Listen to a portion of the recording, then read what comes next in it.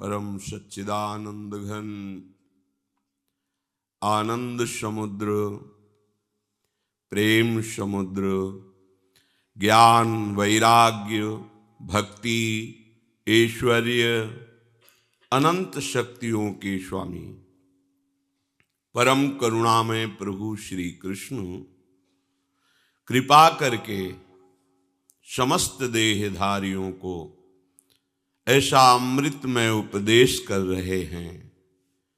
श्रद्धा विश्वास पूर्वक श्रवण करें, महत्व बुद्धि रखकर मनन करें और इसे अपने जीवन में उतारें, इसे अपनी धारणा बना लें, जीवन बना लें।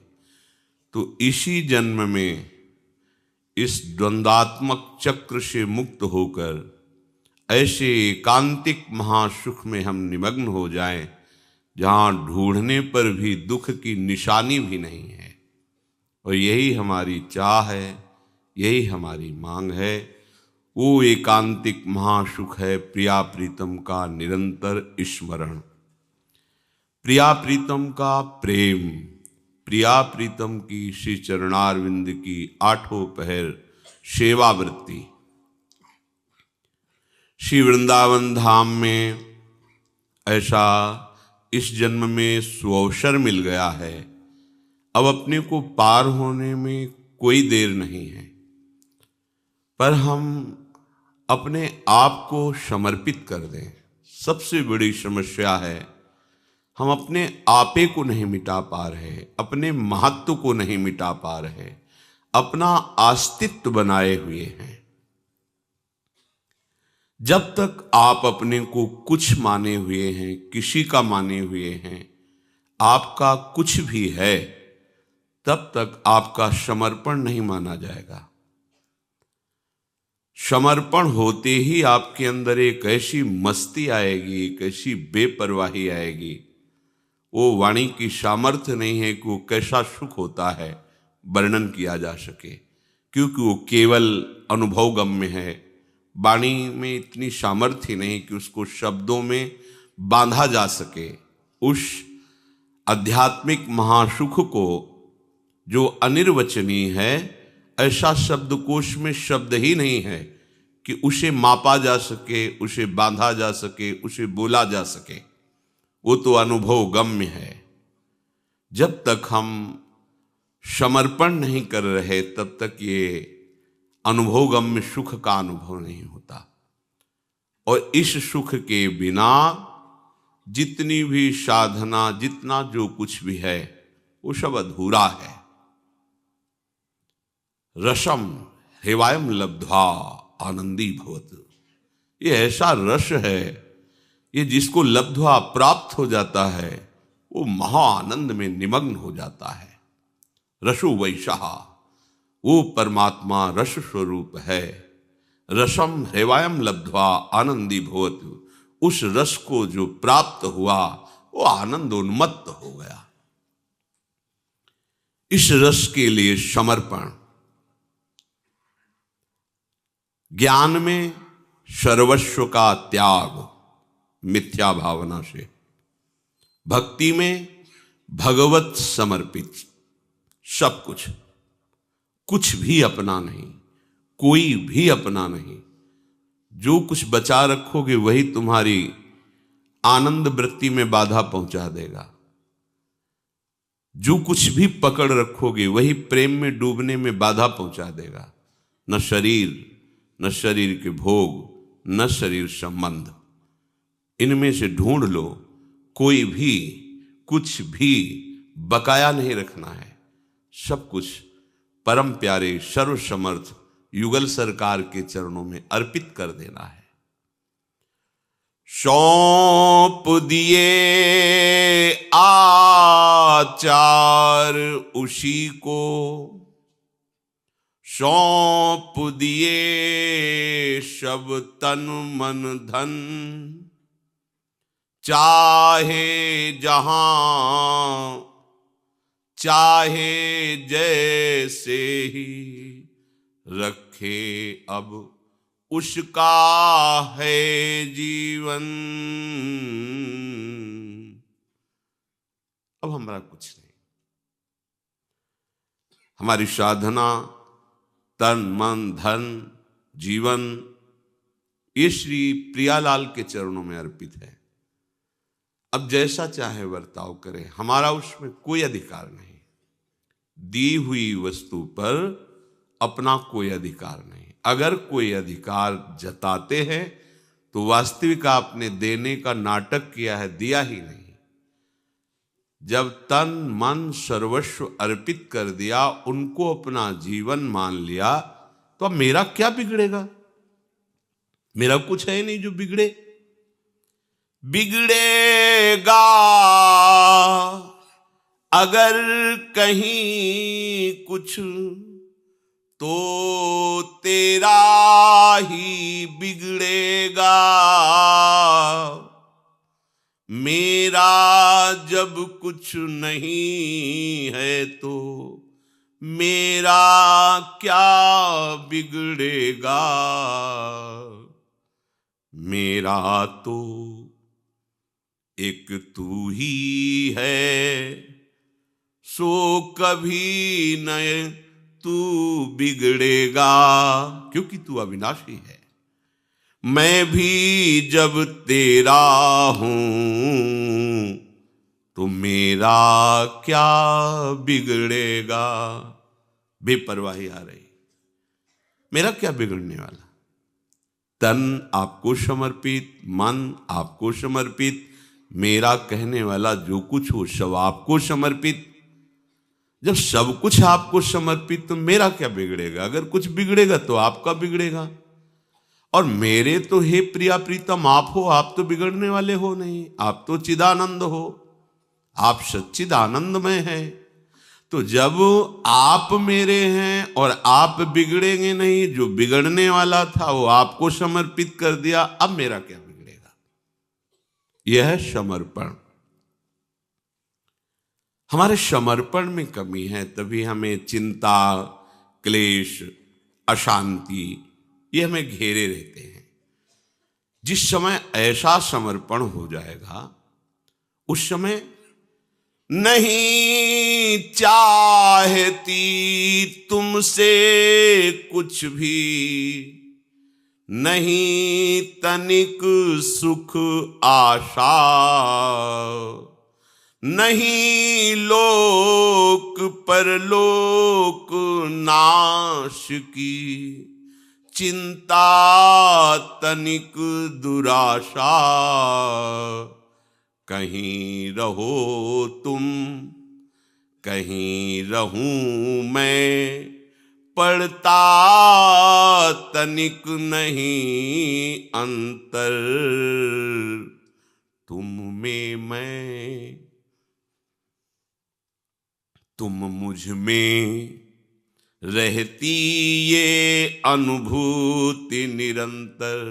आहा, कैसी महामहिम स्थिति, जिसे श्री भगवान गीता जी में कहते हैं कि मैं उसकी दृष्टि से कभी अदृश्य नहीं होता और वो मेरी सदैव दृष्टि में रहता है। सामने चाहे जितनी वो दूर हो, कहने को दूर होंगे, पर वो तो हृदय में है, नेत्रों में है। बाहर की दूरी दूरी नहीं होती, हृदय की दूरी दूरी होती है। अगर हम समीप हैं और हृदय हमारा जगत चिंतन में, तो बहुत दूर है प्रभु से। देखो है ना समीप, महल में रहते हैं प्रिया प्रीतम के निज महल में, सच्चिदानंद प्रभु का ये निज गृह है, पर हमें क्या अनुभव हो रहा है, क्योंकि बहुत दूर है। हमारा हृदय विषय चिंतन में, सांसारिक संबंधों के चिंतन में, शरीर सुख चिंतन में लगा हुआ है, बहुत दूर है। यदि हमारा हृदय प्रिया प्रीतम के चिंतन में है, बहुत दूर शरीर है, कोई फर्क नहीं पड़ता। नहीं चाहती तुमसे कुछ भी, नहीं तनिक सुख की आशा। देखो कैसा समर्पण का रंग आया कि प्रभु से कोई सुख की आशा नहीं। क्यों? क्योंकि ऐसा समर्पण में स्वयं सुख प्राप्त हो गया है कि अब आशा ही नहीं रही है सुख की। ये एक स्थिति ऐसी है, जिस समय अपने प्रभु की स्मृति के निरंतर तार में उपासक डूबता है, तैल धारावत, उसको ऐसा महासुख मिलता है कि प्रभु से भी कोई आशा नहीं रह जाती। सच्ची मानिए, कोई प्रश्न ही नहीं रह जाता, कोई चाह ही नहीं रह जाती। ये स्थिति है। चाहे किसी भी भगवान के नाम रूप की आराधना करने वाला उपासक हो, जब उसकी निरंतर तैल धारावर्त वृत्ति प्रभु से जुड़ी रहती है तो चाह खत्म हो जाती है। जाहि न चाही कबहु कछु तुम सन सहज सने। आपसे भी कोई चाह नहीं, केवल आपसे सहज में उसका प्रेम है। तो प्रभु ऐसे हृदय को अपना निजी घर मान करके निरंतर प्रकाशित होकर वास करते हैं। बसहु निरंतर तास उर सो राउर निज गेह। ये निज गेह की तरह प्रभु अतिथि की तरह नहीं आते कि आए और चले गए दर्शन देकर, नहीं, वो उसके नेत्रों में, उसके हृदय में प्रकाशित हो जाते हैं।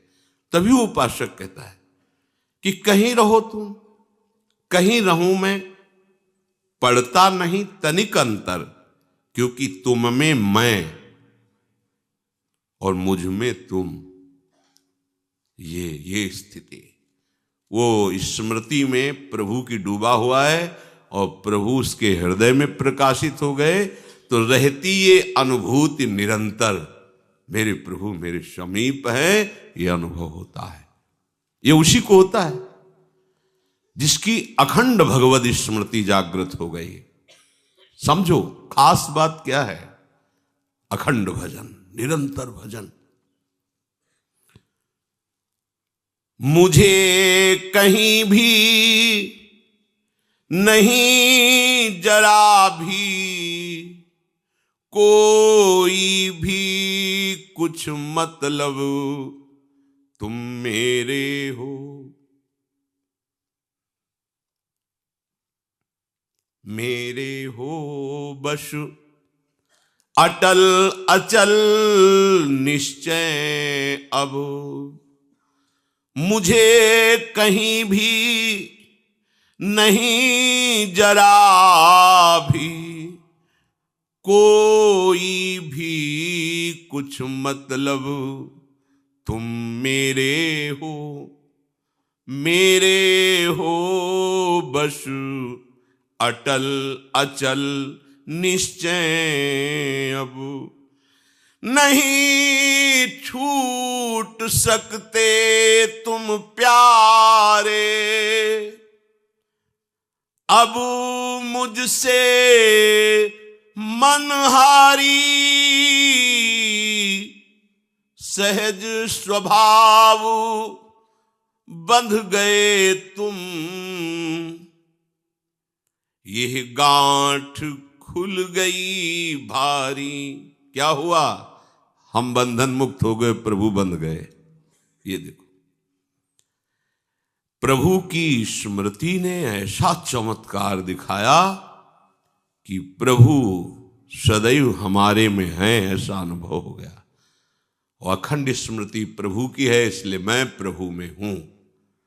इसका प्रभाव ऐसा पड़ा कि वो ठसक से उपासक कहता है कि अब तुम भागना चाहो तो भाग नहीं सकते, नहीं छूट सकते तुम प्यारे, आप नहीं छूट सकते।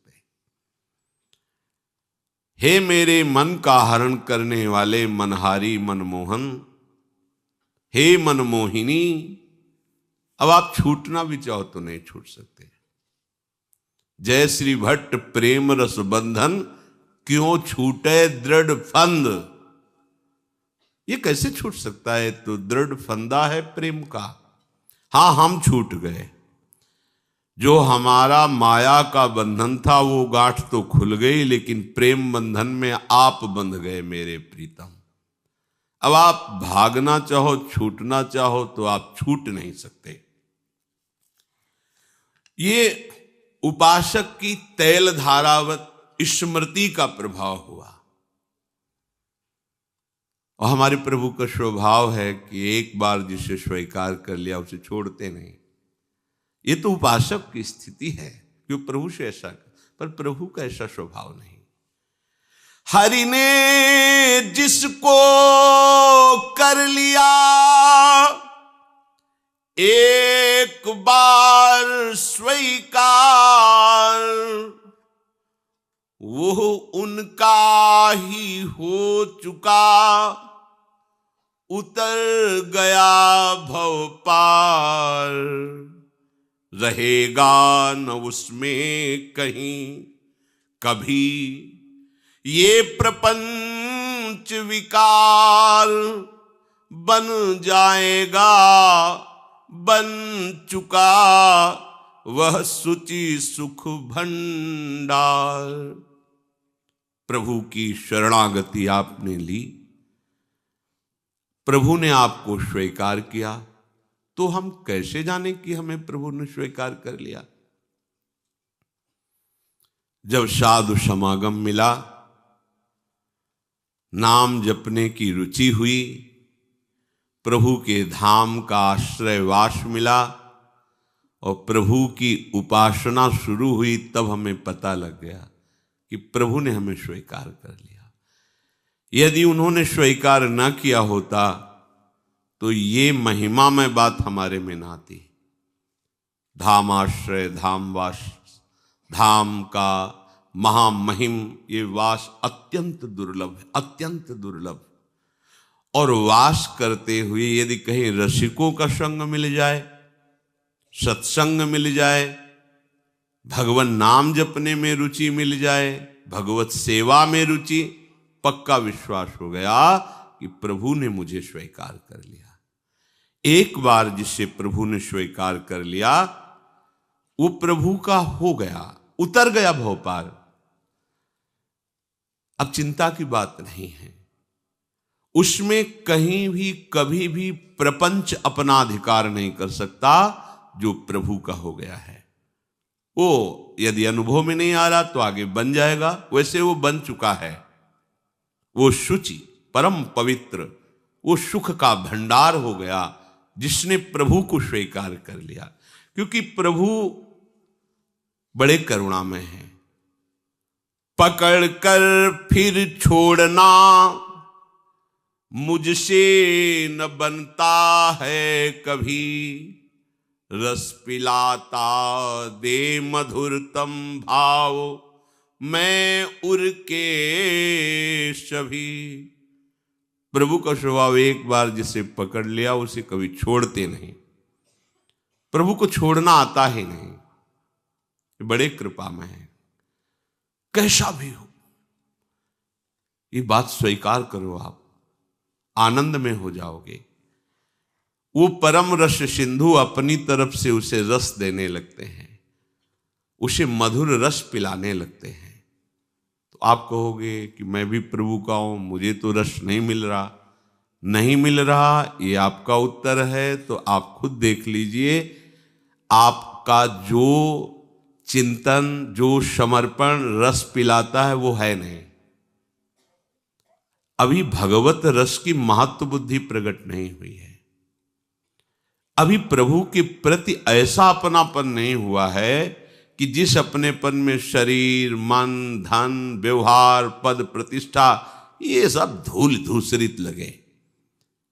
करोड़ों प्राण हो तो न्योछावर कर दे, ऐसी महत्व बुद्धि प्रभु में हो जाए, ये रस अपने आप प्रकाशित हो जाएगा।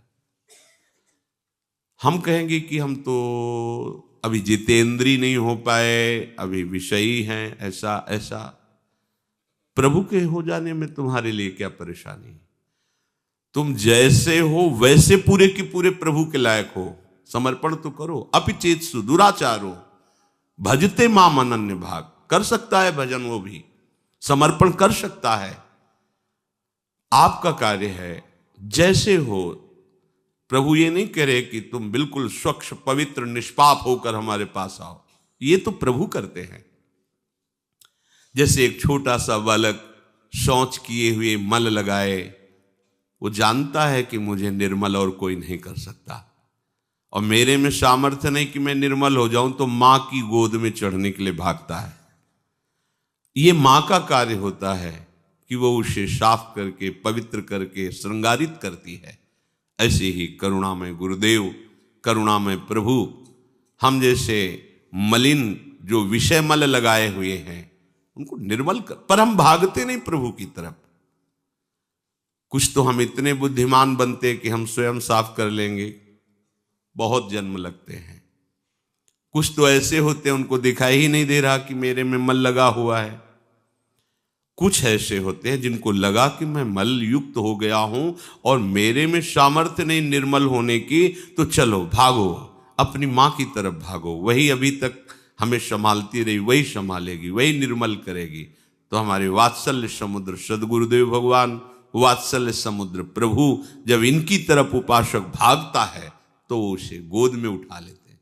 मां कभी नहीं देखती कि बालक मलयुक्त है तो इसे हम छुए नहीं क्योंकि अपवित्र हो जाएंगे, ये दूसरे सोचते हैं। मां तो मेरा बच्चा है ये देखती है, फिर आगे का कार्य करती है। तो हम कितने भी बुरे हैं, माना हम बुरे हैं, पर हम प्रभु के हैं, इसमें कोई भी अंतर नहीं होना चाहिए, बिल्कुल अंतर नहीं होना चाहिए, बिल्कुल नहीं डरना चाहिए। हम जैसे भी हैं अपने प्रभु के हैं, ये ठसक ले आओ, सब बुराई नष्ट हो जाएगी। हम बुरे हैं, अति बुरे हैं, बुरों के सरदार हैं, पर हमारे नाथ का हम पर अनोखा प्यार है।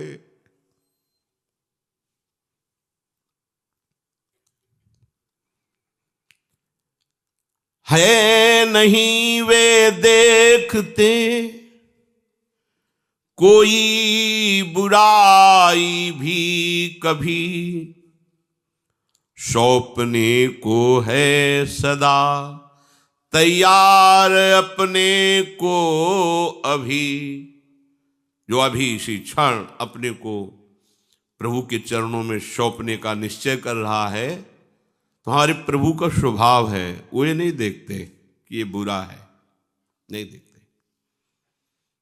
हमें स्वीकार करना है कि यद्यपि वास्तविक हम बुरे हैं, बुरे ही नहीं, बुराई हमारे अंदर भरी हुई है, हमने स्वीकार कर रखा है बुराइयों को, पर ऐसा होते हुए भी मैं किसी और का नहीं हूं, मैं अपने प्रियालाल का हूं। फिर आपको अनुभव में आएगा, सच्ची मानिए कि वो मैं ऐसा उनकी आज्ञा का उल्लंघन कर रहा हूं, मैं इतना नीच अपनी कामना की पूर्ति कराने के लिए उनको आदेश कर रहा हूं, ये काम कर दो, ये काम कर दो। ये क्या है? अपने स्वामी को कैसे तुम आदेश कर रहे हो, ये काम कर दो, ये हमारा काम बना दो, ये हमारी मनोकामना पूर्ण कर दो। पर वो कभी नाराज नहीं हुई। ने कहूं न रिश कहूं भूली हूं न होत सकी, रहत प्रसन्न सदा हे मुख हास्य है। तो अनुभव होता है उपासक को, पर हमारे नाथ का हम पर अनोखा प्यार है। ओहो, ऐसी स्थिति में भी हमारे प्रभु हमें प्यार कर रहे हैं। ये किसको अनुभव हुआ? जो अभी इसी क्षण प्रभु को समर्पित हो चुका है।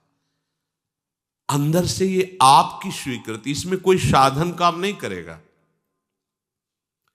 कोई भी भगवत लीला में प्रवेश पाना, भगवत चरणारविंद की सेवा में तन्मय होना, जितनी दिव्यताएं हैं किसी की भी जीवन में आई हैं, तो वो जब प्रभु को समर्पित हो गया तब आई है। जब तक कुछ भी अहम बकाया रहता है तब तक गंदगी बनी रहती है। और जहां अहम शून्य समर्पण हुआ, समर्पण की भी विस्मृति, केवल प्रभु, मैंने प्रभु को ये समर्पित किया, ये भी विस्मरण हो गया। ओ बस जानत तुम्हें तुम्हें हो जाए, ब्रह्मविद ब्रह्मैव भवति। ओहो, वो साक्षात भगवान हो गया, क्योंकि सारे भगवान के महामहिम गुण उसके हृदय में प्रकाशित हो जाते हैं, जो प्रभु का हो जाता है। प्रभु का होने के लिए किसी भी साधन की आवश्यकता नहीं, आपकी स्वीकृति की आवश्यकता है। वो खुद फिर ऐसे साधन दे देंगे जिनसे सब असाधन पापाचरण छूट जाएगा और आप महात्मा बन जाए। क्षिप्रम भवति धर्मात्मा, वो शीघ्र धर्मात्मा बन जाएगा। देखो ध्रुवदास जी जैसे महान रसिक, जो श्री श्यामा श्याम के रस में निमग्न, उनकी गूढ़ उन लीला महिमा को जो ब्रह्मा शिवादि के भी ध्यान में नहीं आती, उस लीला में सम्मिलित, उस लीला का गायन करने वाले, लीला बिहारी युगल सरकार की लीला में सहयोग देने वाले, वो कह रहे हैं सब अंग गुणहीन हो, ताको जतन न कोई, एक किशोरी कृपाते, जो कछु होई सो होई, सो कृपा अति सुलभ नहीं, ताको कौन उपाय, चरण शरण हरिवंश की, सहज ही बन्यो बना। मैं तो सब गुणों से हीन हूं, जिससे लाडली जो प्रसन्न होती है वो मुझ में एक भी गुण नहीं, बस उनकी कृपा का भरोसा है। और उस कृपा का भरोसा, उस कृपा का रसास्वादन, ये भी मेरे में सामर्थ्य नहीं है। ये तो बड़ी दुर्लभ बात है, प्रभु की कृपा का भरोसा। सच्ची मानिए, हम भरोसाहीन हो रहे हैं, भरोसा प्रकट हो गया, बहुत बड़ी सिद्धि है ये। मोरे मन भरोस दृढ़ होई, तो आगे क्या हो गया? मिली है राम सगुन शुभ होई। मेरे मन में दृढ़ भरोसा हो गया है, क्या प्रभु मुझे मिलेंगे। तो हुआ क्या? बोले लक्षण प्रतीत होने लगे, शगुन प्रतीत होने लगे, प्रभु मिलेंगे। मोरे मन भरोस मिली है राम सगुन शुभ। पर ये भरोस कब आया? जब प्रभु के जनों के संग से उनके नाम रूप गुण लीला का गायन करते हुए हृदय में प्रभु के प्रति समर्पण हो गया। चितवत पंथ रह्यो दिन राती, अब प्रभु देखी जुड़ानी छाती। कैसी स्थिति होती है? रात दिन बाट जो रहा है प्रभु, चितवत पंथ रह्यो दिन राती, कब मिलेंगे। जब देख लिया प्रभु ने कि केवल मेरे लिए तड़प रहा है, अब प्रभु देख जुड़ा दी छाती, अब हृदय शीतल हो गया, प्रभु का अनुभव हो गया। हमें केवल समर्पण की तरफ दृष्टि रखनी है। ब्रह्मबोध उसी को हो जाता है जो आत्मा के सिवा सर्वस्व मिथ्या भाव से त्याग कर देता है, वो अपने स्वरूप में स्थित हो जाता है। हमें क्या करना है? अपने प्रभु के सिवा जो कुछ भी है वो सब प्रभु को समर्पित कर देना है। उधर त्याग है, इधर समर्पण है, पर बात दोनों एक है। वो तत्व से अनुभव करता है, ये रूप का रसास्वादन करता है, पर दोनों का त्याग चरम सीमा का है। वो आत्मा की सिवा सर्वस्व का मिथ्या भावना से त्याग कर देता है। ब्रह्म सत्यम जगन मिथ्या, और यहां जो भी है सब प्रभु का है। प्रभु के सिवा मेरा कोई नहीं। बात वही हुई, एक ने ज्ञान से त्याग किया, एक ने भक्ति से समर्पण किया, एक को सर्वात्म बोध हो गया, एक उनकी लीला में महासुख का अनुभव कर रहा है, अनंत सुख का अनुभव कर रहा है। एक अखंडानंद में डूबा है, एक प्रेमानंद में डूबा है। ये प्रेम का अनंत आनंद सदैव वर्धमानम प्रतिक्षण वर्धमानम, अवहीं और अवहीं और अवहीं और है। ये हमारा लक्ष्य है। हमारे हृदय में किंचन मात्र भी किसी और की तरफ आश्रय वृत्ति नहीं जानी चाहिए। मैं नहीं देखूं और को, मोए न देखें और, मैं नित देखो ही करूं, तुम दूनी सब ठोर। ये मेरे नेत्र किसी और को न देखे, कोई मेरे को न देखे, सब जगह केवल मैं, हे प्रिया प्रीतम, आप दोनों का ही दर्शन पाऊं। मैं नित देखूं ही करूं, तुम दो निशब ठोर, तुम ही विराजमान हो। पड़ा रहूं एकांत में, सोता पैर पसार, तन मन की सुधि भूल सब, अग जग सकल विसार। निश्चिंत, सोता का तात्पर्य होता है निश्चिंतता। ये तमोगुणी नींद उपासक का लक्ष्य नहीं है। काहू के बल भजन को, काहू के आचार, व्यास भरोसे कुंवर के सोवत पांव पसार। ये सोवत पांव पसार तमोगुणी नींद नहीं है, ये निद्रा की बात नहीं है, ये निश्चिंतता की बात है। पांव पसार, अब हो गया जो होना था, अब तो आपको करना है, मैं तो आपके भरोसे निश्चिंत हूं। इस स्थिति का जब उपासक के हृदय में प्रादुर्भाव होता है तो अगला शब्द लिखा है, टुकड़े टुकड़े देह हो, तन से निकले प्राण, तब भी मुख त्यागू नहीं, श्याम श्याम को नाम।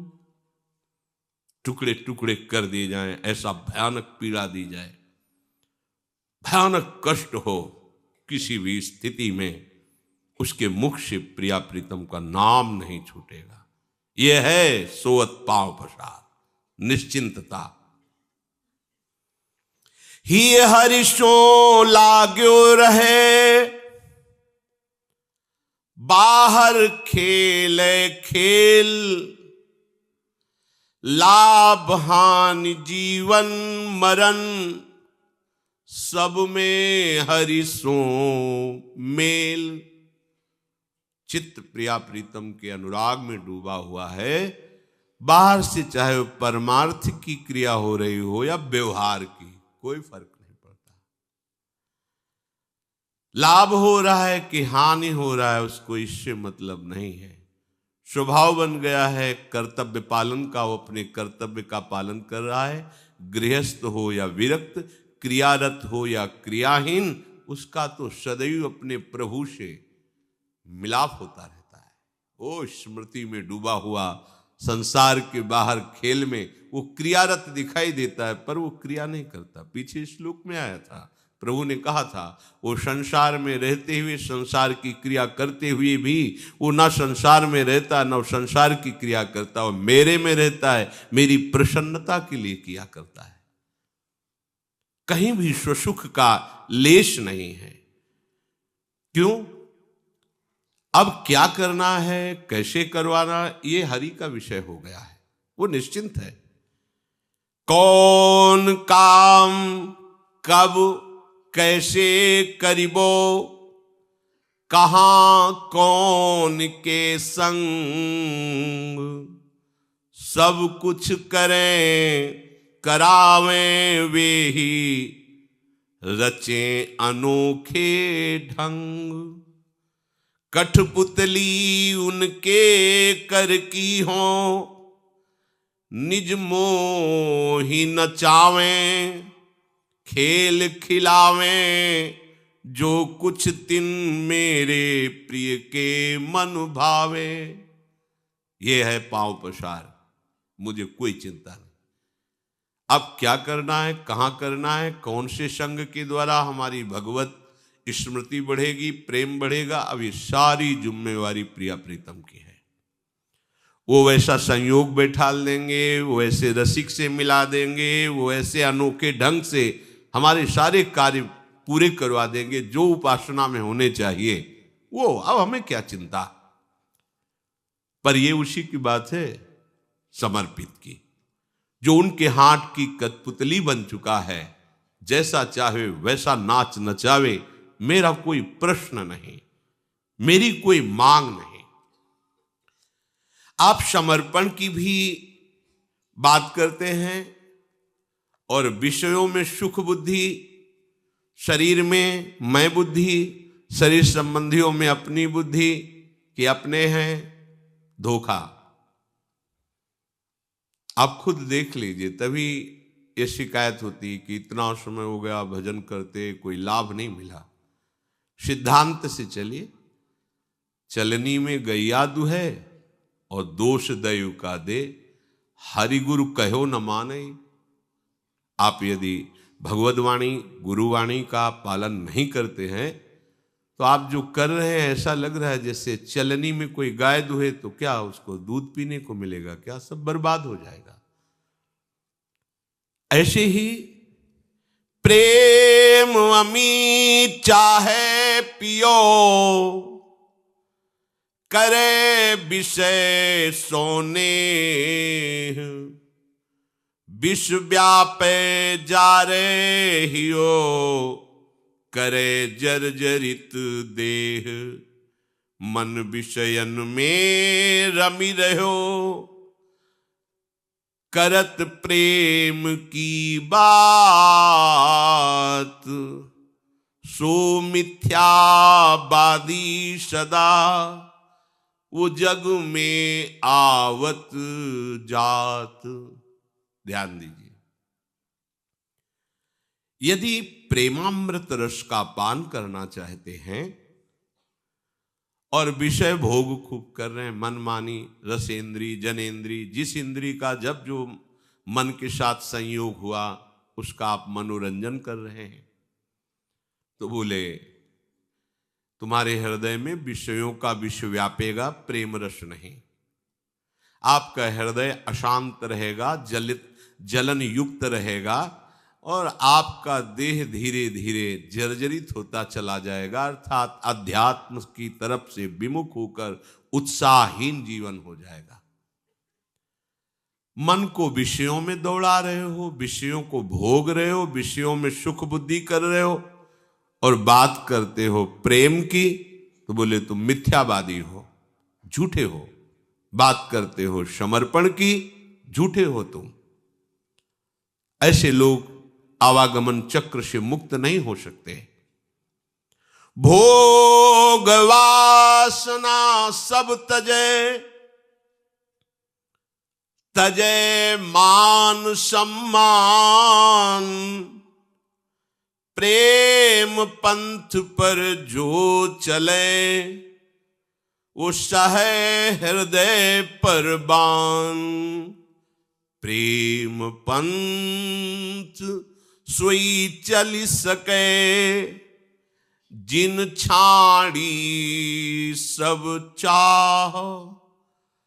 जर्यो करे बिरहाग्नि में, मुख नहीं निकसे आह। प्रेम डगर सोई चले, अगर मगर दे छोरी। विषय राग राखे नहीं, सब सोनाता तोरी। ये प्रेम रस तब तक आपके केवल वाणी का विषय रहेगा, हृदय में अनुभव में नहीं आएगा। ये इतना गाढ़ा रस है कि मन फिर चलना भूल जाता है, फंस जाता है। जैसे चींटा गीले गुड़ में फंस जाए तो निकल नहीं सकता, उसकी टांगें फंस गई, अब वो मर जाएगा, निकल नहीं सकता। ऐसे ही गाढ़ प्रेम रस जब प्रकट होता है तो मन मर जाता है, उससे निकल नहीं पाता। मरा हुआ मन ही लीला में प्रवेश पाता है। वाणी का विषय नहीं है प्रेम, प्रेम हृदय का विषय है। भोग वासना सब तजय, तजय मान सम्मान, प्रेम पंथ पर जो चले सहाय हृदय पर बान। ये प्रेम पंथ ऐसा है, चाहे जैसी विकट परिस्थिति हो, कदम पीछे नहीं, हर कष्ट को सामने सहना है, छाती चौड़ी करके चला जाता है, प्रिया प्रीतम के बल से चला जाता है। गुणाभिमान, विद्याभिमान, जात्याभिमान, प्रभाव, महत्व, ये सब धूल धूसरित। अगर ये रहेगा तो फिर प्रिया प्रीतम का अभिमान नहीं आएगा। प्रियाजू के चरणारविंद का बल लेकर प्रेमी पथिक इस मार्ग में हर कष्ट सहते हुए चलता है। प्रेम पंथ सोई चल सके जिन छाड़ी सब चाह, जरेव करे विरहाग्नि में। उसका हृदय प्रभु की स्मृति, प्रभु के चिंतन, प्रभु की रूप लालसा, प्रभु की सेवा लालसा, प्रभु के मिलन की चाह, ये उसके हृदय में होती है। यहां जरना शब्द इसलिए का, सब विषय वासनाएं भस्म करके एक लालसा केवल रह जाती है, प्रभु, बस, दूसरी कोई चाह नहीं।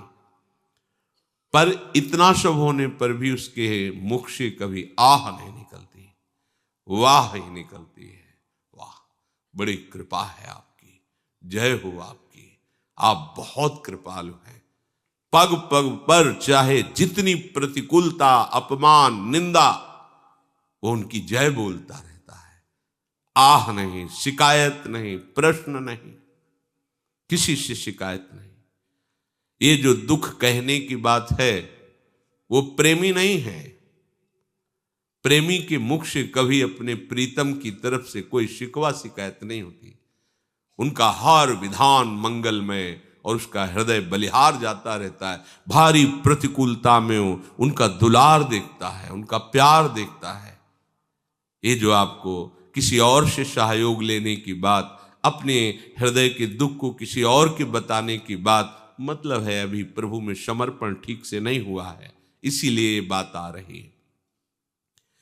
प्रेम डगर सोई चले अगर मगर दे छोरी, कोई अगर मगर नहीं। विषय राग राखे नहीं सब सो नातो तोरी, वैसे ही सब छूट जाएंगे। सुत बनितादि जान स्वार्थ रत ना करुणे सभी ते, अंत ही तो ही तजेंगे पामर तू न तजय अबहिते। अभी क्यों नहीं छोड़ देते, ये सब तुम्हें छोड़ देंगे। जब ये सब तुम्हें छोड़ेंगे तो इनका राग लेकर अगला जन्म बन जाएगा। अभी तुम छोड़ दोगे तो राग वैराग्य में बदल जाएगा और वैराग्य अनुराग में स्थित हो जाएगा, बात बन जाएगी। ये जो सहचरी भाव है बड़ा महामाधुर्य, महाप्रेम रस है। ये स्थिति है, किसी स्त्री पुरुष के रूप का नाम सहचरी नहीं है। ये जैसे गोपी भाव है, सखा भाव है, ये कोई ऐसा नहीं कि सखा भाव तो पुरुष ही सखा हो सकता है। पुरुष तो एक देह है, कोई भी जो भी है वो भगवान का अंश है। वो प्रभु से सखा भाव करके सखा भाव को प्राप्त हो जाएगा। ऐसी गोपी भाव कोई किसी स्त्री का नाम गोपी नहीं है। कोई भी स्त्री पुरुष शरीरधारी कोई भी उपासना के द्वारा इस स्थिति को प्राप्त करे तो गोपी बन जाएगा। ऐसे ही कोई स्त्री हो पुरुष हो कोई भी हो, अगर इस भाव को प्राप्त करता है तो सहचरी बन जाएगा। कैसे इस भाव की प्राप्ति होती है? प्रथम साधना है इसकी इंद्रिय भोगों का मन से त्याग, हरि की प्रीति बढ़ाने वाले सत्कर्मों में अति अनुराग। सबसे पहली साधना है, पहली सीढ़ी है निकुंज महल में चढ़ने के लिए। विषय वासना जारिकै, श्री नागरीदास जी महाराज कह रहे। ये इंद्रियजन्य भोगों की विलासता में अगर सुख, खान पान सुख चाहे अपने, तिनको प्रेम छुअत नहीं सपने। इंद्रियजन्य भोगों की सुख लालसा और प्रिया प्रीतम का सहचरी भाव, श्री कृष्ण के प्रति कांता भाव, सखा भाव, वात्सल्य भाव, ये ऐसे प्राप्त होते हैं। जिस रस की प्राप्ति के लिए आप चले हैं, प्रथम साधना है इसकी इंद्रिय भोगों का मन से त्याग। इसीलिए प्रथम सुने भागवत भक्त मुख भगवद बानी।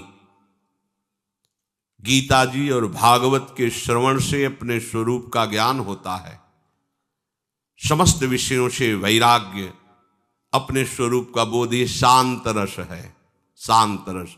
इसी के ऊपर दास्य रस, सख्य रस, वात्सल्य रस रूपी महल तैयार होता है। सबसे ऊंचाई में सहचरी भाव विराजमान है। प्रथम साधना है इसकी। देखो अभी दूसरी सीढ़ी पे कदम रखने की चेष्टा कर रहे हैं, पर पहले ही सीढ़ी से पैर नहीं उठ पाया है। इंद्रियजन्य भोगों की लालसा का मिट जाना, ये प्रथम सीढ़ी पे चढ़ जाना है।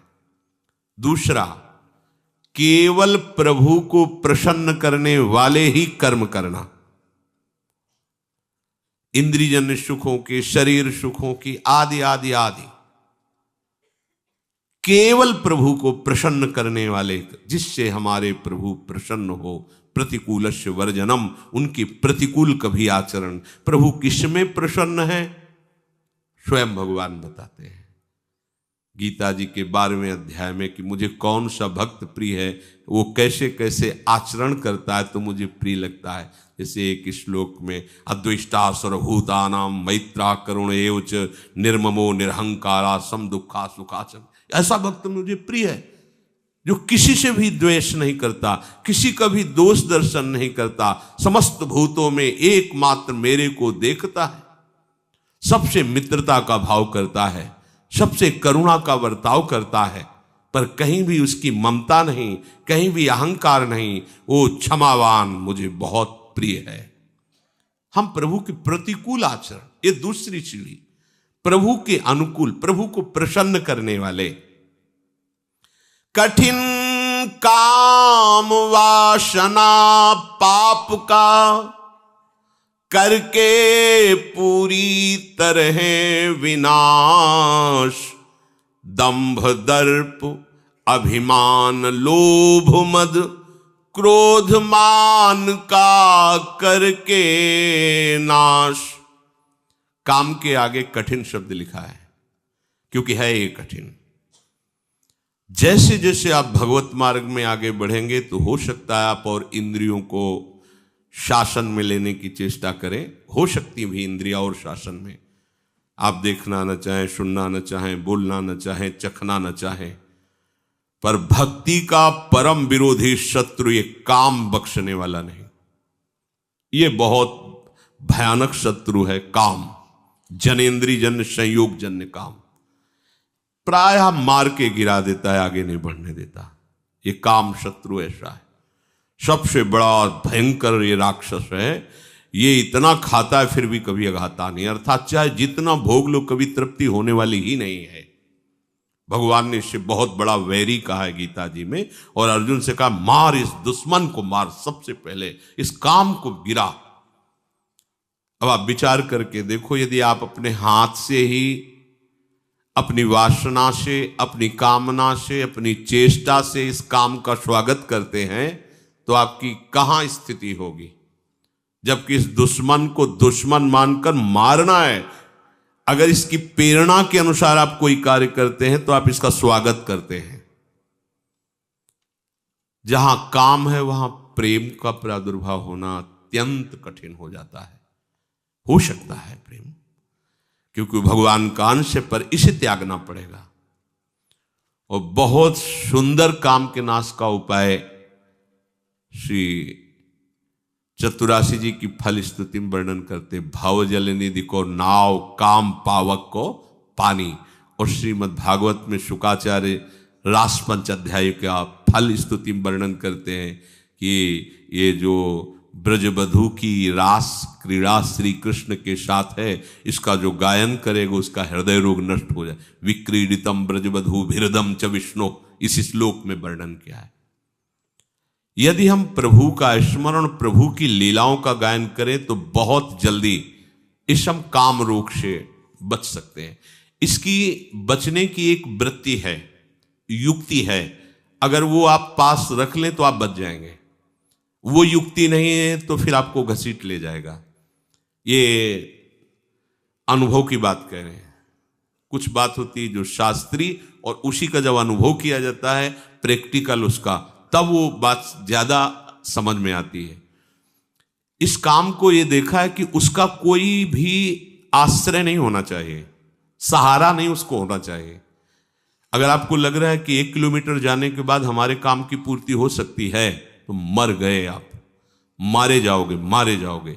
अगर कोई भी व्यक्ति शरीरधारी इस काम का आश्रय आपके हृदय में है तो आप मारे जाओगे पक्का। हम उस शरीरधारी के पास पहुंच जाएंगे तो इसकी पूर्ति हो जाएगी। तो आप चाहे जितना ना ना ना करते रहो, इसका प्रमथन स्वभाव है, इसका नाम मनमत है। ये मन को ऐसा मथेगा कि आपको वहीं पहुंचना पड़ेगा। पहले कनेक्शन हटाओ। कहीं भी इसके लिए व्यवस्था नहीं होनी चाहिए। आपको अनुभूत बात बता रहे हैं, इसके लिए व्यवस्था नहीं होनी चाहिए। अगर व्यवस्था है तो ये अव्यवस्था फैला देगा। बहुत ही जोरदार विरोधी है, ये छोटा मोटा विरोधी नहीं। ये समझो ये ढहा तो सब ढहा गया, ये गिरा तो पूरा का पूरा पहाड़ गिर जाएगा समझो। इसी पहाड़ के बाद जो है वो प्रेम देश है जहां प्रवेश किया जाता है। जहां काम तहां राम नहीं, और जहां राम नहीं काम, ऐसा वर्णन किया महापुरुषों ने। ये बहुत बड़ा दुश्मन है, लेकिन दुश्मन कौन मानता है? इसको तो प्रियतम माना जाता है। अंदर से देखो, इसे तो सुख माना जाता है, इसे तो बहुत गुप्त रखा जाता है, इसे तो हृदय में छुपा के रखा जाए। अगर कोई कह दे तुम कामी, तो कहेगा तुम्हारे बाप कामी, हम कामी कैसे हो सकते हैं? वो गुस्सा हो जाएगा। वो हृदय में हमारे ये दुश्मन छिपा हुआ है, दूसरा उसे बताना चाहता है, हम स्वीकार नहीं करेंगे, उसे बिल्कुल छुपा के रखेंगे। ये सबसे बड़ी कमी हो रही है। अगर इस दुश्मन को दुश्मन के रूप में देख लो तो पहला बाण मार दिया आपने उसके ऊपर, वो ढेर होना शुरू हो जाएगा। दूसरा, कोई संयोग का विधान नहीं रखना है, कोई शरीरधारी से ऐसे संपर्क नहीं रखना है जिसके पास जाने से इस काम की वृत्ति की पूर्ति हो जाए, समझ लेना। तीसरा, आपको स्वयं में कोई ऐसी चेष्टा नहीं करनी है जिससे इस काम का स्वागत हो। काम के द्वारा प्रेरित कोई भी ऐसी चेष्टा नहीं करनी, उसको सहना है। जो सहन करता है वही भक्तिवान होता है। सहत सहत बाढ़े भगति, और इसे सह वही सकता है जिसने भगवान के नाम का आश्रय लिया है, भगवान के चरणों का आश्रय लिया है, प्रियालाल के सांवले गोरे चरणारविंद का आश्रय लिया है। सहना कोई कठिन बात नहीं है उनके लिए जो भगवद आश्रित हैं। भगवद आश्रय नहीं, फिर सहना तो बड़े बड़ों को ये अपने आकर्षण में घसीट लेता है। पहली बात, इसको दुश्मन मानना है, शत्रु को शत्रु। भगवान कह रहे हैं ये योगियों का, परमार्थ के पथिकों का, ज्ञानियों का नित्य बैरी। ये नित्य बैरी भगवान ने कहा है, ये ऐसा वैसा दुश्मन नहीं है। परमार्थ के पथिकों का सीधा विरोधी है काम। पर आश्चर्य, हम इसको दुश्मन नहीं मानते। ये आया और हम स्वागत के लिए तैयार हो गए। जैसी आज हमको ये चाहिए, जैसे कोई अतिथि आवे ना, आज हमको ये चाहिए, हाँ अभी अभी व्यवस्था करते हैं, हम ऐसे उसका स्वागत करते हैं। देखो वो जो प्रेरणा करता है, हरि गुरु की सब आज्ञाओं को रौंद करके हम वही करते हैं जो काम प्रेरणा करता है। अगर आप पहली बात स्वीकार करें कि हमारा दुश्मन है, तो आप फिर पैतरे सीख जाएंगे इसको परास्त करने की, क्योंकि आपके साथ हरि गुरु का कृपा बल है। बिल्कुल पक्का मानिए, पहली बात आपको इसे शत्रु रूप में देखना है शत्रु। भगवान कह रहे हैं कि ज्ञानिना नित्य वैरिणा, ज्ञानियों का नित्य वैरी है काम, परमार्थ मार्ग के पथिक का। दूसरा, कोई भी संयोग नहीं रखना। सच्ची मानिए, यदि आपके संयोग का है तो कई किलोमीटर पैदल चलवा देगा। कुछ भी न जाने कितने बहाने, न जाने कितने नाटक ये करेगा। बिल्कुल आप ये समझ लीजिए कि वो हम वाणी से नहीं कह सकते। ये भगवान व्यास देव जी कह रहे हैं, बलवान इंद्री ग्रामो विद्वानमपि करसति, विद्वानमपि करसति। अज्ञानियों की बात जाने, ज्ञानियों का नित्य बैरी है। तुम्हें शास्त्र का ज्ञान सब है, पर संयोग से कभी भी किसी भी तरह से इस काम का स्वागत नहीं होने देना। अब आप अपनी दृष्टि डालिए, कोई ऐसा तार तो नहीं है जहां इसको स्वागत के लिए हमारी गुंजाइश हो। बिल्कुल उसे काट दीजिए। हाँ, भागिए, ऐसे संग से दूर रहिए, चाहे स्त्री शरीर हो चाहे पुरुष शरीर हो, जिसके संग से कुमति उत्पन्न होकर प्रेम रस मार्ग में बाधा खड़ी हो जाओ, हमारा दुश्मन है। तीसरी बात, अपने द्वारा अपना नाश मत कीजिए। दूसरा कोई शरीर का संयोग तो आपका नहीं है, पर आपने ऐसी कुचेष्टाएं सीख रखी है कि आप काम का स्वागत करते हैं। बहुत बड़ी हानि है। स्वप्न में भी तुम्हें परमानंद का अनुभव कैसे हो सकता है जब तुम ऐसे गंदे काम करते हो। जिस आसन पे तुम लेटते हो उसी में भजन करना है, रात दिन उसी में सुमिरन करना है, तुम अपने आसन को गंदा कर रहे हो। ऐसे परम पावन धाम में रह रहे हो, कैसी चेष्टा कर रहे हो। ये सब ध्यान से सुनो। ये सावधानी, ऐसी सावधानी जहां किंचन मात्र इसको कोई गुंजाइश नहीं मिलनी चाहिए काम को। चौथी बात, ऐसा कोई दृश्य देखने की चेष्टा मत करो जिससे इसका स्वागत हो। अगर कहीं ऐसी बाह चलते फिरते दृष्टि पड़ जाए पशु पक्षी पर भी, तो प्रिया प्रीतम का भाव करके प्रणाम करो, आगे बढ़ो। चिद चिद लक्षणम सर्वम राधा कृष्णमें जगत। दोबारा दृष्टि नहीं जानी चाहिए। किसी माता बहन पर कहीं कोई ऐसी दृष्टि जाए, मानसिक प्रणाम करो, हट जाओ। जो चाहे आपन कल्याणा, सुजस सुमति शुभ गति शुभ नाना, सो परनार लीलार गोसाई, तजौ चौथ के चंद किनाई। यदि आप काम पर विजय प्राप्त करना चाहते हैं तो विरोधी भाव जहां से प्रकट होते हैं, ऐसे शरीरों के दर्शन करने से बचिए, सावधान रहिए। मति गति सब भ्रष्ट हो जाएगी। केवल काम की ही एक ऐसी वृत्ति है जो सर्वनाश कर देती है। क्योंकि काम की पूर्ति न होने पर क्रोध आता है, काम की पूर्ति होने पर लोभ आता है। जैसे जैसे कामनाओं में बहते जाओगे तुम्हारी मोह ममता बढ़ती जाएगी, अहंकार, सारे की सारी जड़ है ये काम। इसीलिए कठिन शब्द लगा है। कठिन काम वासना पाप का करके पूरी तरह विनाश। सच्ची मानिए, ये मन बहुत हमारा बेईमान है, ठग है। ये इनसे मिला हुआ है, विपक्ष से मिला हुआ है। हम भजन में रुचि प्रकट कराने के लिए जब इस मन को बैठालते हैं कि नाम जप कर, मंत्र जप कर, तो ये थोड़ा सहयोग देकर फिर हमसे अपना सहयोग मांगता है। थोड़ी देर ये मनोरंजन तो कर लेते हैं, थोड़ी देर ये काम तो कर लेते हैं, थोड़ी देर ऐसा, बस इसकी इस बात को, सलाह को मत मानना। ये ठगों से मिला हुआ है, लुटवा देगा, पूरा का पूरा लुटवा देगा। विश्वास कीजिए। फिर आगे चलकर एक ऐसी स्थिति आती है जिसमें काम का स्फुरण होता है। ऐसे स्फुरण हुआ, शांत हो गया, क्योंकि उसके लिए कोई भी बढ़ावे वाली वस्तु नहीं रह गई। न स्वयं में क्रिया है, न कोई संयोग का विधान है। तो ऐसे स्फुरण हुआ, खान पान या किसी जरा सा क्रम बिगड़ गया, ऐसे स्फुरण हुआ, फिर शांत। फिर जब आनंद की अंदर स्फूर्ति होती है, ये रह ही नहीं जाता है। फिर जब भाव प्रकट होता है तो आसपास विषय बिछा हुआ हो तो भी जैसे भुने हुए चने में कहीं अंकुरण नहीं हो सकता। दिखाई चना वैसा ही देगा आपको, वैसी आकृति वैसा, पर उसे कितना भी खाद पानी लगा दो नहीं। ऐसे ही नहीं स्वात्मा रामम विषय मृग तृष्णाम भ्रमयति। जो आत्मस्वरूप प्रभु का साक्षात्कार किए हुए, उसमें काम वासना का उदय ही नहीं होता है। ऊसर बरसई तृण नहीं जामा, संत हृदय जिमि उपज न कामा। जैसे ऊसर भूमि में कितनी भी जल खाद लगा दो, अंकुरण नहीं हो सकता। ऐसे ही संत हृदय में कभी काम का प्रवेश नहीं हो सकता, पर पहले था, फिर भगवत आश्रय से, भगवत चिंतन से, भगवत कृपा बल से। नहीं, ऐसा नहीं कि कोई गर्भ से पैदा होते ही निष्काम, या तो भगवान है या तो भगवत प्राप्त महापुरुष जगत कल्याण के लिए जो आते हैं वो होते हैं। तो अपने को हारना नहीं, क्योंकि अपने पास प्रभु हैं, प्रभु का बल है। कठिन काम वासना, अपने सबसे बड़ी गलती करते हैं। इसको पहली बात दुश्मन नहीं मानते, दूसरी बात इसकी व्यवस्था रखते हैं, तीसरी बात स्वयं क्रिया की चेष्टा करते हैं, चौथी बात हम ऐसे उसके बढ़ाने वाले दृश्य देखते हैं, बातें करते हैं, सुनते हैं। कैसे गलत संस्कार छोटे छोटे बच्चों में हैं। अभी एक दिन कुछ बच्चे छोटे छोटे मिलने गए थे, तो उनमें हमने पूछा कि तुम्हें कोई गंदी बात, कोई गंदी चेष्टा, कोई गंदे छूने की ऐसी कोई अभी कहीं ऐसा? तो उन्होंने बोला हाँ, ये हमको सिखाता है गंदी बात। खड़ा किया, क्या तुम गंदी बात बोलते हो? बोलो, निर्भय हो कि बोलो, तुम्हें डांटेंगे नहीं, तुम्हारे अच्छे के लिए पूछ रहे हैं। ऐसी ऐसी गंदी बातें वो बोल रहा था जैसे एक बड़ा बुजुर्ग बोल रहा हो। कैसे सीखा?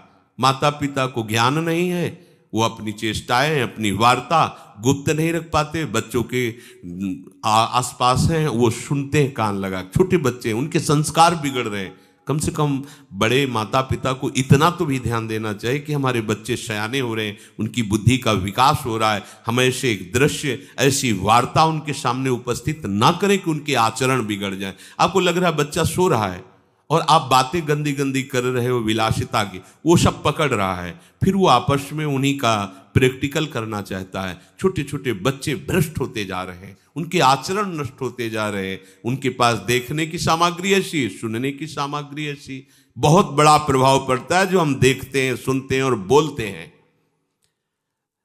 ये दंभ तभी आता है जब सच्चाई से हम मार्ग में नहीं चलते, तो फिर लगता है कि अब चार लोग हमें महात्मा करें, तो अब हमारी महात्मागिरी बाहरी बची रहे, तो हम पूरा नाटक वही करेंगे जिससे सब हमें महात्मा कहें, अंदर से ढोल में पोल, खत्म खेल।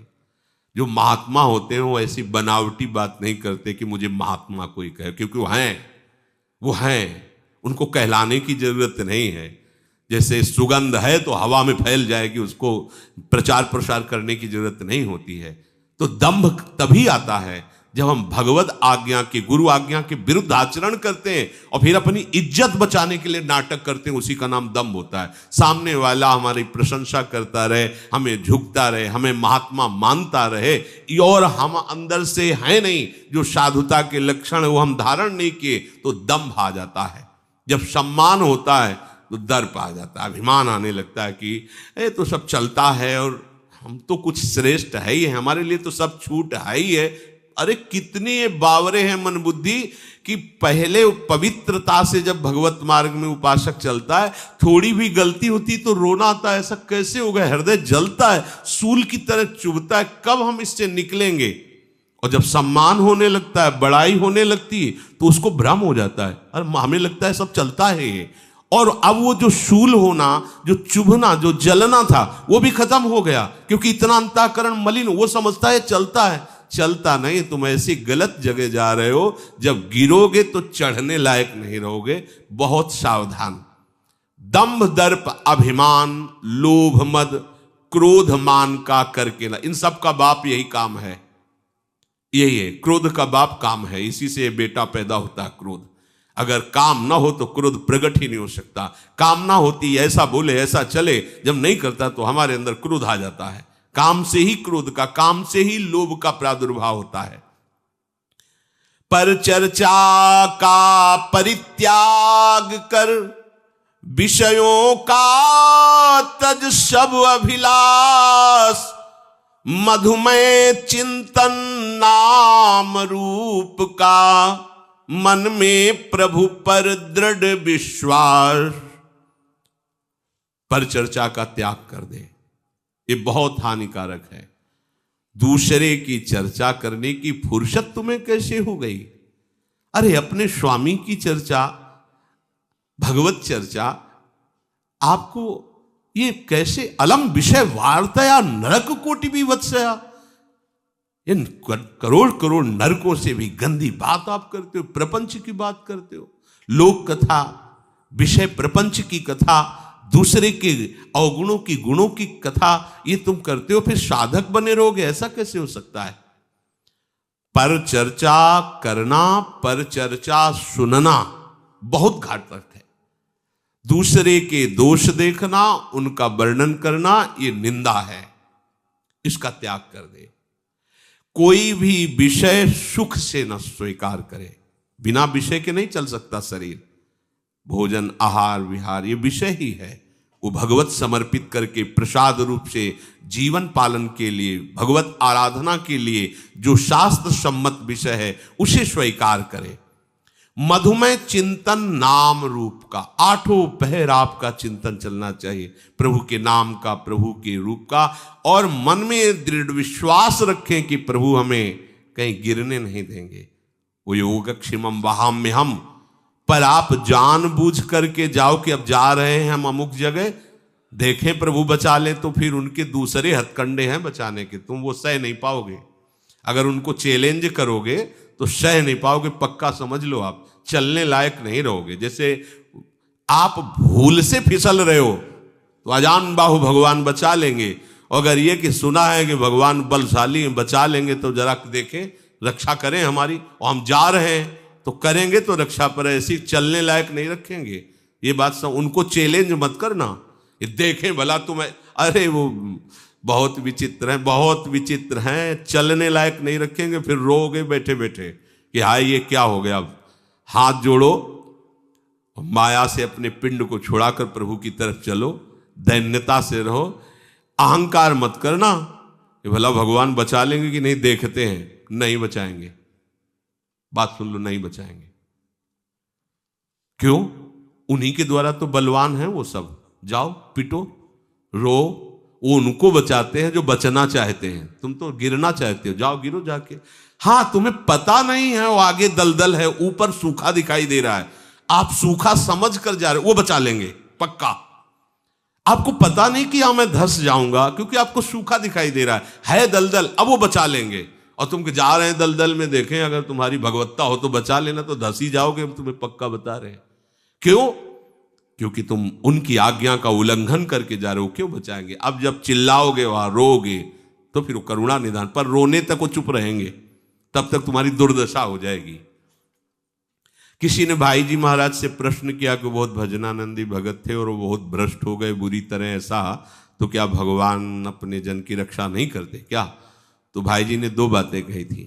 पहली बात कही थी कि तुम्हें दिखावे में भजनानंदी लगते हैं, वास्तविक भजनानंदी नहीं। दूसरी बात ये कही थी, उनको अहंकार है इसलिए उनको नष्ट कर दिया गया। सुनहु राम कर सहज स्वभाव, जन अभिमान न राखे कौ, पक्का। और नहीं तो आप निश्चिंत होकर के आंख मूंद के दौड़ो, गिरोगे नहीं। प्रभु के भरोसे देखो ना, मन में प्रभु पर दृढ़ विश्वास, दृढ़ भरोसा करो, आंख मूंद के दौड़ो। अर्थात तुम्हें ज्यादा ज्ञान विज्ञान नहीं छांटना है, राधा राधा राधा, आपके कदम ऐसे चले जाएंगे, कोई आपको बाधा छू नहीं सकती। आप जानबूझकर खिलवाड़ करो, क्या आग में कूदने जा रहे हैं, देखिए भगवान हो तो जल जाओगे, पक्का जल जाओगे, क्योंकि दाहिका शक्ति भगवान ने ही उसे दी है। हाँ, तुम्हें पता नहीं, तुम राख समझकर आग में चलने जा रहे हो, बचा लेंगे, पक्का बचा लेंगे। तुम्हें पता नहीं था कि उसमें आग नीचे, ऊपर राख दिखाई दे रहा, आप जा तो भगवान बचा लेंगे। तुम्हें दिखाई दे रही आग है, फिर तुम ये किए, तो फिर काजर की कोठरी में कैसो भी सयान हो जाए, दाग लागी है, पै लागी है, पै लागी है। हरि गुण श्रवण मनन लीला का, लीला रस में रति निष्काम, प्रीतम भाव सदा मोहन में, प्रेम काम ना सुचि अभिराम। सर्व समर्पण करके हरि को, भोग मोक्ष का करके त्याग, हरि के सुख में ही सुख सारा, हरि चरणों में ही अनुराग। रात दिन भगवत चर्चा करो, भगवत चर्चा सुनो, नाम कीर्तन करो, नाम जप करो, प्रभु की सेवा में रहो। प्रीतम सदा मोहन मोहिनी जू, प्रिया प्रीतम। प्रीतम का तात्पर्य होता है इनसे बड़ा कोई प्यारा नहीं है, इन्हीं के प्रति कामना करो, इनकी सेवा की, इनके मिलन की, इनको रिझाने की, सर्व समर्पण करके, ना भोग की चाह ना मोक्ष की चाह, केवल प्रिया प्रीतम के समीप जाने की बात, बस प्रिया प्रीतम के सुख में निमग्न होने की बात, प्रिया प्रीतम के चरणों में अनुराग की बात, जीवन सफल हो जाएगा। इसी के बाद जो है फिर प्रेम का प्रादुर्भाव होता है। जब ऐसी स्थिति होती, कोई चाह नहीं, निरंतर नाम गुण लीला श्रवण, प्रेम का प्रादुर्भाव होता है। फिर श्यामा श्याम की कृपा से, उनकी जो सखियां हैं आचार्य की, उनके हृदय में विशेष कृपा उदय होती है, और वही कृपा जाकर उनके सहचरी वपु का श्रृंगार करती। उस उपासक के हृदय में भाव का प्रादुर्भाव, देह का प्रादुर्भाव होता है, और श्रृंगार का तात्पर्य सकल कलाओं में प्रवीण हो जाती है। वो आचार्य कृपा से इष्ट को रिझाने के लिए सारी सामर्थ्य उसमें जागृत हो जाती है, और वो साधन सिद्ध भाव देह को प्राप्त करके नित्य लीला में सम्मिलित हो जाता है। वो प्रेम स्वरूप लीला बिहारी, प्रेम पंथ का निर्माण करने वाले प्रिया प्रीतम के समीप पहुंच जाता है, सदैव उनके समीप, कभी उसका बिछो नहीं होता, वो भावदेह से होता है। इसलिए हम जिस मार्ग के पथिक है, हमें अपने मार्ग को पहचानना है। अन्य आश्चर्य, जानबूझकर क्यों आग में कूदते हो? अपना नाश जानबूझकर क्यों करते हो? अनजाने में होगा तो हमारे आचार्य गुरुदेव आराध्य देव, अब जानबूझ करके जहर पियोगे कि भगवान में सामर्थ्य हो तो अमृत बना दे, मरोगे ही। हाँ, तुम्हें कोई भोजन में अनजाने में दे रहा है और तुम्हें पता नहीं, तो वो जहर अमृत हो जाएगा। लेकिन तुम जान के विष खाओगे कि अब देखे भगवान बचा, तो मर जाओगे, नहीं बचाएंगे। तुम उनकी परीक्षा लेना चाहते हो। वो कह रहे हैं कि ये तुम्हें नहीं खाना, नहीं करना है, तो नहीं करना है। अब तुम उसी तरफ जाओगे, अगर भगवान हो हमें बचा ले तो जान, तो फिर पूरा संसार देखो बाहर चला जा रहा है। भगवान के अवतार हुए, अभी तक हमारा कल्याण नहीं हुआ। क्यों? हमने उनकी बात नहीं मानी, हमने प्रभु की प्राप्ति के जो सिद्धांत है उनको नहीं माना। आज अभी मान लो, अभी अवतार हो जाएगा भगवान का तुम्हारे हृदय में, वो तो बड़े कृपालु हैं। तो हम प्रभु की आज्ञा का पालन करते हुए प्रभु के नाम रूप लीला धाम में निरंतर रमण करें। श्री राधा वल्लभ लाल।